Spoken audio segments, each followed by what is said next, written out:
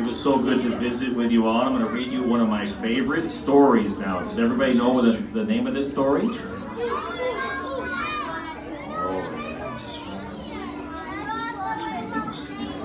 Oh, I love Rudolph the Red-Nosed Reindeer. That's right, it was the night before Christmas. Here we go. 'Twas the night before Christmas, when all through the house not a creature was stirring, not even a mouse. The stockings were hung by the chimney with care, in hopes that St. Nicholas soon would be there. The children were nestled all snug in their beds, while visions of sugar plums danced in their heads. And Mama in her kerchief, and I in my cap, had just settled down for a long winter's nap. When out on the lawn there arose such a clatter, I sprang from my bed to see what was the matter. Away to the window I flew like a flash, tore open the shutters, and threw up the sash.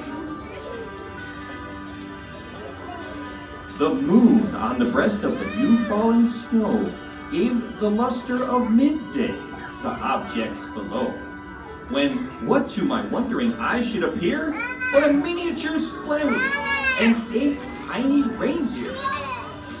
With a little old driver so lively and quick, I knew in a moment it must be St. Nick.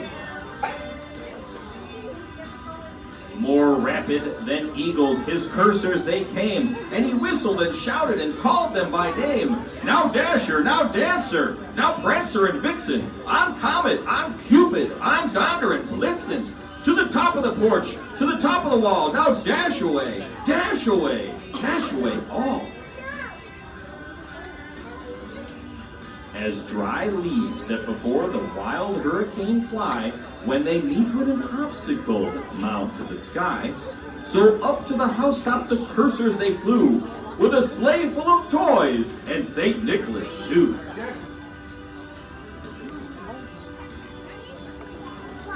And then in a twinkling I heard on the roof the prancing and pawing of each little hoof. As I drew in my head and was turning around, down the chimney St. Nicholas came with a bound. He was dressed all in fur from his head to his foot, and his clothes were all tarnished with ashes and soot. A bundle of toys he had slung on his back, and he looked like a peddler just opening his pack. His eyes, how they twinkled, his dimples, how merry. His cheeks were like roses, his nose like a cherry. His droll little mouth was drawn up like a bow, and the beard of his chin was as white as the snow. The stump of a pipe he held tight in his teeth, and the smoke, it encircled his head like a wreath. He had a broad face and a little round belly that shook when he laughed like a bowl full of jelly. He was chubby and plump, a right jolly old elf, and I laughed when I saw him, in spite of myself. A wink of his eye and a twist of his head soon gave me to know I had nothing to dread. He spoke not a word, but went straight to his work, and filled all the stockings, then turned with a jerk, and laying a finger aside of his nose, and giving a nod, up the chimney he rose.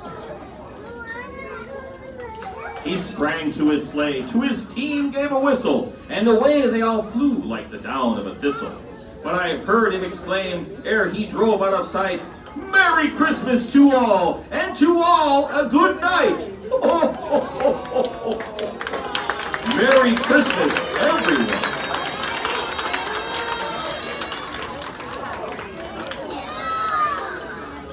A lot to do, so let's wave a final goodbye to Santa.